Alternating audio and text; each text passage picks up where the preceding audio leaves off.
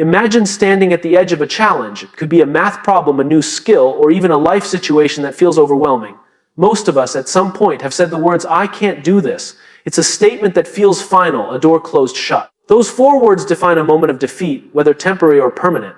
But add one more word, yet, and everything changes. "I can't do this yet" does not signal the end, it signals the beginning. It leaves the door ajar, creating space for growth, learning, and possibility. That tiny word transforms a wall into a stepping stone.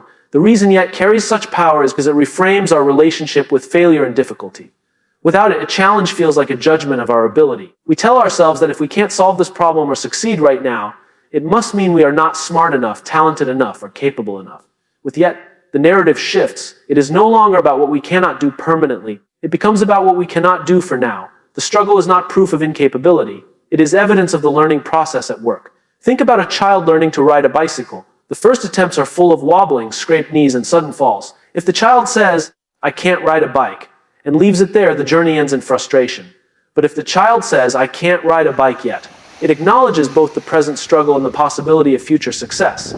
That single word validates the effort and keeps hope alive. It gives room for persistence to grow. The psychological shift here is enormous. When we eliminate the idea of yet, our minds interpret failure as permanent and ability as fixed. But with yet, we see failure as temporary, a natural stage of progress. Neuroscience even supports this. Studies in brain plasticity reveal that the brain grows stronger with effort and practice, building new pathways as we engage with challenges. When we approach problems with a yet mindset, we give our brain permission to adapt, stretch, and rewire itself. This matters beyond childhood or learning new skills. Adults, too, are shaped by whether they use or ignore the power of yet. Consider someone in their career who is passed over for a promotion. If they say, "I'm not leadership material," they lock themselves into a belief that prevents growth. If instead they say, "I'm not leadership material yet," the story changes. Now the focus is on what skills can be developed, what feedback can be applied, and what future opportunities might look like. The word yet reframes the experience from rejection to preparation. Even in personal relationships, yet matters. Think about the times we've said, "I don't understand this person," or "I'm not good at communication." Without yet, those phrases suggest resignation, as though change is impossible. With yet, they become invitations to keep trying, to listen more closely, to grow into better versions of ourselves for the people we care about. The power of yet is not about ignoring present difficulty. It does not sugarcoat the struggle. What it does is shift the perspective from permanence to possibility. It gives us permission to keep moving forward, even when progress feels slow. It reminds us that who we are today is not the limit of who we can become tomorrow. Every time we use the word yet, we plant a seed of resilience. We open a window in a room that once felt closed off. And over time, those small openings let in enough light for us to see a bigger future than the one we thought possible. In that sense, yet is not just a word, it is a mindset, a compass pointing us toward growth. Talent is often treated like a golden ticket. From the time we are young, we are told that some people are simply born gifted. The child who picks up math easily, the teenager who plays an instrument flawlessly, the athlete who seems to move with effortless grace. It is tempting to believe that their success is predetermined, that natural ability is the ultimate predictor of achievement. But while talent can open doors, it is not what guarantees long-term success. What truly determines whether someone rises, adapts, and thrives is mindset. The beliefs we hold about our capacity to grow matter more than any starting point of ability. When we put talent on a pedestal, we overlook something essential. Talent without the right mindset is fragile. A person who has always succeeded because of natural ability can crumble the moment they face real adversity. If they believe their success comes only from being gifted, then failure feels like a threat to their identity. It is no wonder that so many talented individuals burn out or give up when challenges intensify. A mindset focused solely on ability makes success conditional and fragile. In contrast, someone with a growth mindset sees talent differently. They understand that natural ability may give a head start, but it is persistence, effort, and a willingness to learn that carry them forward. Think of an athlete who was not the fastest in the beginning but trained consistently, analyzed mistakes, and built resilience over time. Or an entrepreneur who launched idea after idea, failing more times than most people would dare, until they discovered what worked. Their journey shows us that it is mindset, not talent, that sustains progress. History is filled with stories that reinforce this truth. Consider Thomas Edison, who famously tested thousands of different materials before inventing the light bulb. If talent alone dictated success, he would have stopped after the first 100 failures. Instead, it was his belief in persistence, his conviction that each failure brought him closer to a solution, that allowed him to succeed where others gave up. His mindset mattered more than his starting point. Even in modern times, we see the same principle play out. In workplaces, employees who believe they can learn new skills adapt to changing technologies and evolving industries. Those who rely solely on what they already know often struggle when the world shifts around them. The same is true in education. Students who view intelligence as something to be developed study harder, seek feedback, and show resilience. They may not all begin as the top of the class, but their mindset enables them to grow into achievers. It is also worth noting that talent can be deceiving. A person may appear naturally gifted in one area simply because they have already put in countless hours of practice, often unnoticed by others.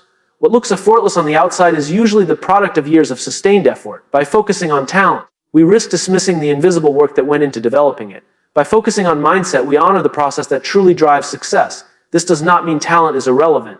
Of course, natural ability can provide an advantage, but that advantage is wasted without the resilience, discipline, and openness to growth that transform raw potential into real achievement. A person with less natural talent but a strong growth mindset will often surpass a person with great talent who refuses to adapt.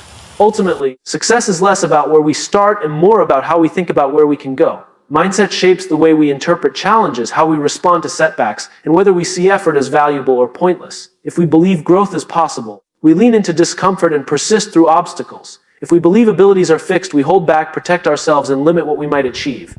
The truth is, talent may spark admiration, but mindset sustains greatness. What defines our future is not the gifts we are born with, but the choices we make about how to grow. Every achievement worth celebrating comes not just from what we can do, but from what we choose to believe we can become. There are two very different stories we tell ourselves about who we are and what we are capable of. One story is rooted in a fixed mindset, the belief that our abilities, intelligence, and talents are set in stone. The other is born of a growth mindset, the belief that our skills and intelligence can develop with effort, persistence, and learning. These two narratives may seem simple, but they shape how we approach every challenge, how we interpret success and failure, and ultimately how much of our potential we unlock. In a fixed mindset, the inner voice whispers, "This is who I am. This is what I can do.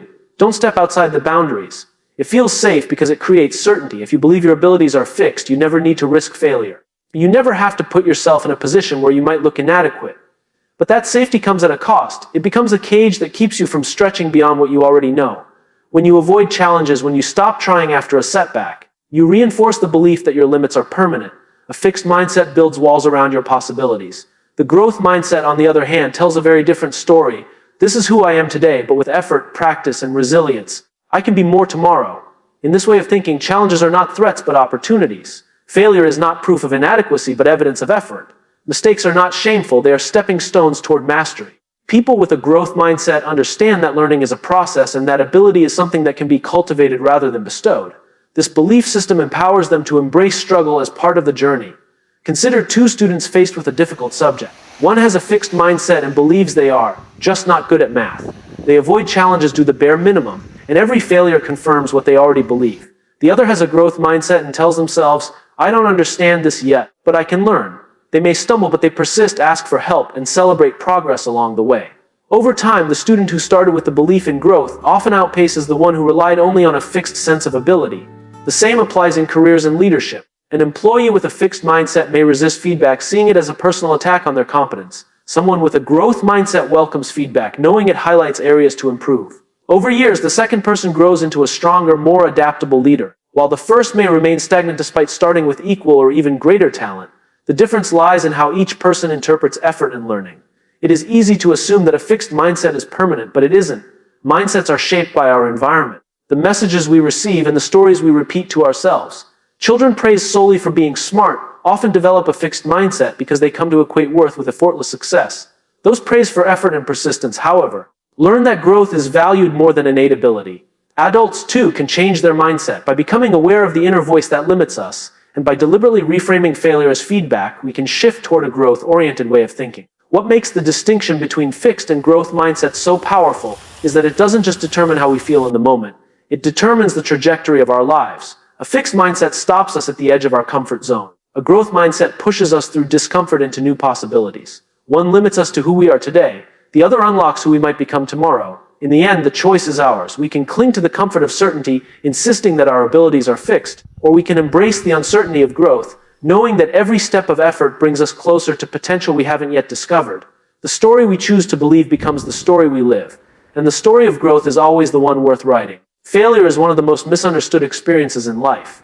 For many people, it feels like a verdict, a final statement that says, "You are not good enough." This is especially true when we see failure through the lens of a fixed mindset, where ability is viewed as unchangeable. In that frame of thinking, failing at something means you have reached the limit of your capability. But failure, when seen through the lens of a growth mindset, takes on an entirely different meaning. Instead of being the end of the story, it becomes part of the process, a stepping stone toward growth and eventual success. Greatness is never born fully formed. It is built slowly, piece by piece, through repeated effort, setbacks, and recovery. Every extraordinary achievement is preceded by a long trail of failures that are often invisible to the outside world. We admire the polished final product but overlook the countless times someone stumbled along the way. Athletes who win championships, scientists who make breakthroughs, and leaders who inspire change all share one thing in common: they have redefined their relationship with failure. They no longer see it as a measure of inadequacy, but as a teacher. Think of a child learning to walk. No one expects them to succeed on the first try. They wobble, fall, and cry only to get up and try again.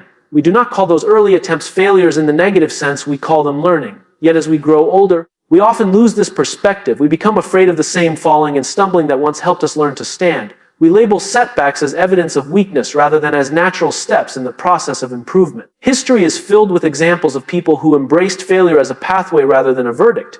Michael Jordan, often celebrated as one of the greatest basketball players of all time, was once cut from his high school team. He later reflected that failure taught him to push harder and fueled the persistence that made him legendary. Thomas Edison, when asked about his repeated unsuccessful experiments before inventing the light bulb, famously replied that he had not failed but had discovered thousands of ways that did not work. For him, every failed attempt was progress disguised as disappointment. These individuals succeeded not because they never failed, but because they refused to let failure have the final word. Failure also develops resilience, the quality that allows us to continue moving forward even when things are difficult. When we encounter setbacks, we are forced to adapt, rethink strategies, and discover strengths we didn't know we had. Each failure leaves behind lessons that refine us, shaping both our skills and our character. Without failure, success would be shallow, fragile, and unsustainable. With it, success becomes earned, meaningful, and deeply rewarding. The danger comes when failure is treated as a stop sign rather than a detour. People with a fixed mindset often quit after setbacks because they believe failure reflects their true limit. But those with a growth mindset interpret the same moment as feedback. Instead of thinking, "I'm not capable," they think, "I need to adjust my approach." That shift in perspective allows them to persist where others stop, and persistence, over time, compounds into mastery. If we change the way we see failure, we also change the way we see ourselves. We begin to understand that failure is not evidence of weakness, but evidence of effort, of having tried something beyond our comfort zone. Each setback becomes a sign that we are stretching, learning, and daring to grow. And with enough persistence, what once felt impossible gradually becomes second nature. Ultimately, failure is not the opposite of success, it is the foundation of it. To fear failure is to fear growth itself. To embrace failure is to step into the uncomfortable space where learning happens. The path to greatness is not a straight line of victories, but a winding road marked by lessons we only learn when we fall. Failure is not the final judgment on who we are, it is the invitation to become who we are meant to be. Growth requires something many of us are uncomfortable with: vulnerability.